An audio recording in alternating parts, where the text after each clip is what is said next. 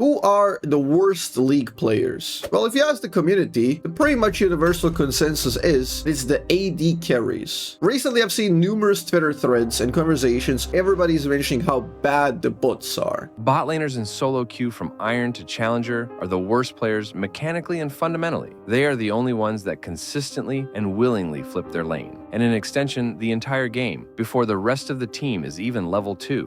Dantes, is this the worst season for ADC, yes or no? Every season's the worst fucking season for ADCs, apparently. If you're having a bad time playing AD carry, my general opinion is skill issue. Like, I just think that's accurate. Is this true? Are they the worst? Well, yes, but no. The explanation involves understanding League of Legends and optics, how perception drives reasoning. As much as I climb by abusing bot lane support, and I make occasional memes about AD carries, because it's fun.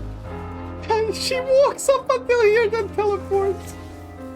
She walked halfway there, then poured it in. I will stand for justice, and in this video try to explain what makes everybody believe that bot laners are the worst, especially AD carries. An explanation involves a bit of math. Now, if you don't want to be the worst player in your team, perhaps even the best one, you should check out the sponsor of today's video. Hello everyone, Azzapp here, and this video is sponsored by Porofessor. Porofessor still remains absolutely free and criminally underrated app that gives you way more information than you can possibly use. The best learning tool for new players and advanced players, telling you what kind of builds you're supposed to go, how good are the enemies, what do you need to do and how to improve. Check out all of the features and learn how to utilize your gold lead. Hope you guys enjoyed the video and download it for free with my link. Bye-bye. Any tips for AD carry to get the master? Yeah, probably role swap, dude. Your role is so low impact.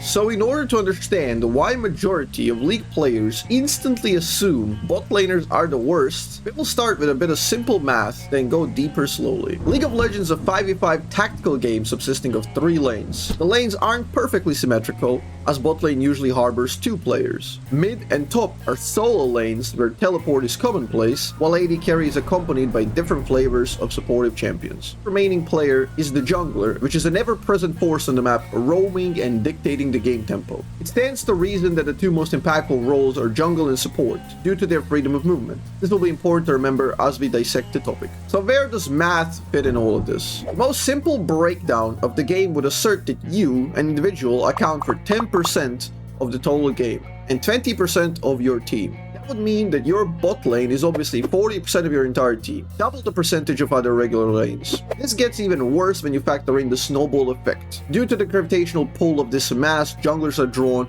to higher potential yield plays, trying to hard win early skirmishes. Mid lane is within walking distance of the constant battlefield that is the bot. Threats also come from teleport flanks and create even more carnage, not even accounting for global abilities that are usually found in the mid and top laners. So what? Things have to play well and not solo lose the game. Why does this happen all the time? Why really does it happen all the time? Especially even for the top 100 challenger matches, where witnessing a non-professional player is an oddity. For this we need a bit more math, a bit deeper math. They got Veigar, we're getting top Teemo, and we got VelKoz support. What the fuck is this draft? It is 2025. League of Legends matchups have been played to death. In-depth strategies exist on how to deal with every opponent, and only the best possess the ability to surprise. The game in high elo most often breaks open with a bot lane skirmish. It is a rare sight to see a mid laner die 1v1 early. And even when it does happen, the punishment that ensues is minimal. Plates inaccessible, minions undeniable, advantage unpursuable. Challenger players both know the matchups and are very good at recovering. Even in dangerous lanes such as top lane, 1v1 rarely decides the outcome of the game. The variables are finite and very much accounted for. I'm going to simplify this next bit of math in order to maximize understanding of lane dynamics. Now, we'll be talking about draft alone for now. If we assume any given role has about 10 champions worth playing, the cross-table multiplication goes up but remains in manageable numbers. If you're the first pick, you choose 1 out of 10 champions. Then the enemy will respond with 1 out of 9 remaining choices. In a simplistic case like this, we're talking about 90 combinations.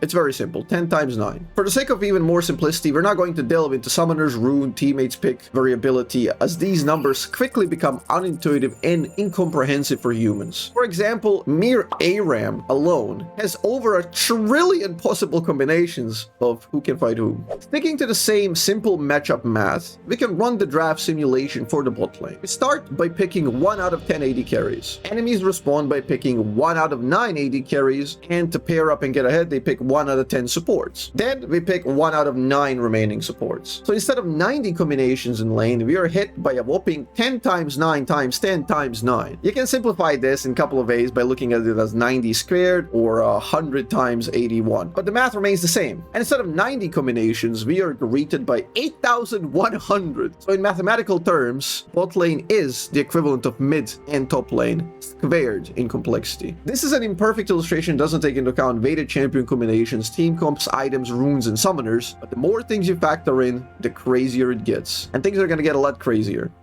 By the way, I'm done playing chess on stream. It's like League, it's unplayable on stream.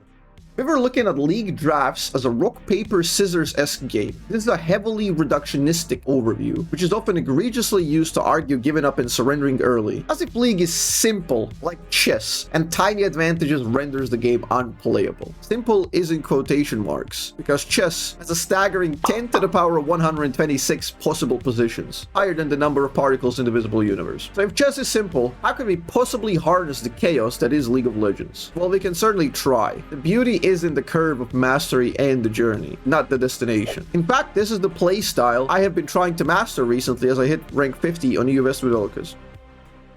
The programmatic expression of my will. I live for this shit. Hacking the League of Legends. And I am not special. I'm not the only one who engages in hacking of probabilities. In a sea of numbers and combinations that for all intents and purposes tend towards infinite, how do you control the chaos? Casual streamers reach top 50 while playing every game on stream and interacting with chat, holding conversations, and making memes along the way. It is by hacking League of Legends. Hold off your vanguards. We're talking about ethical hacking of variables here. How do you narrow down 8,100? If you pick your champion first, the calculation deflates to a 9 times 10 times 9, which is just 10% of the original. Now we're dealing with 810 combinations. These same hacks can be done in the game, with every aspect of the game. How are you doing, brother? Thank you so much. I don't have W. I'm hiding, so he's gonna hit from this side. Yep. We did not discuss this yet, as it's by far the most complex thing in this video. That thing is movement and trading patterns. Nice, I moved back.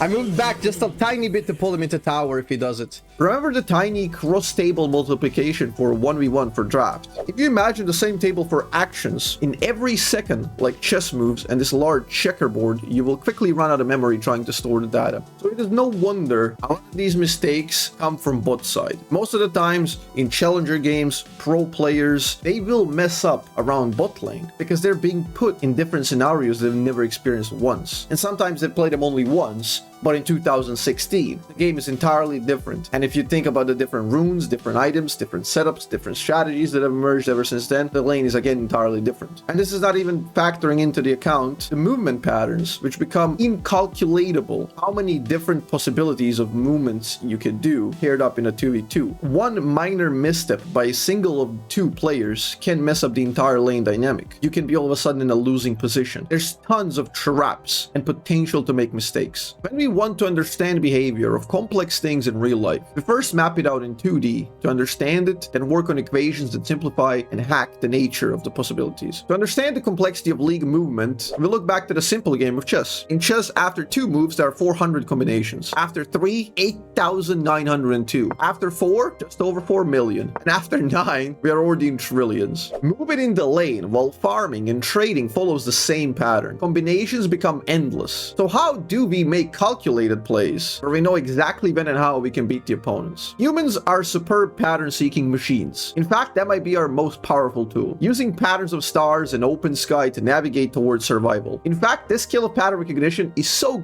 good that it finds patterns where there are none. Look at astrology and superstition, such as I wore these socks when Los Ratones won, now I'll never wash my socks again. So after playing the game for hundreds, thousands, or even tens of thousands of hours, we take for granted our own pattern recognizing brains. One part of the equation is playing a lot and memorizing patterns while continuously updating our knowledge. Second part is the hacking, which is creativity of reducing possible combinations. There comes a point for the best players in the game where simply memorizing patterns is no longer enough, so they must engage in reductions. These reductions come in form of playing the same champion, playing the same role, playing the same class, and the biggest of all is the movement and trading patterns. In fact, that there are so many that we cannot possibly name them, and we are entering some very abstract territory. This is where I hack the patterns and force enemies into the ones I'm familiar with. I can create scenarios where I'm certain of the outcome and the enemies are not. This is why most of the games are broken in bot lane, and this is where I believe the next League of Legends revolution will happen. Once again, this is nothing special. All of the best players you're familiar with engage in some version of probability hacking. Rank 1 and 2 players currently are both exceptional junglers who control the game and shape it into patterns they are well versed in. For example, take a look at Phantasm, yes, the Akshan guy, who achieves consistently some absurdly high win rate challenger accounts. His Akshan is incredible, and he's extremely difficult to play against. Now, why is that? As soon as he gets ahead, he dictates the tempo of the entire game with stealth and map control. He is playing his game, and most players don't know how to deal with it. The weirder the playstyle, the better. Now, speaking of weird, let's talk about him.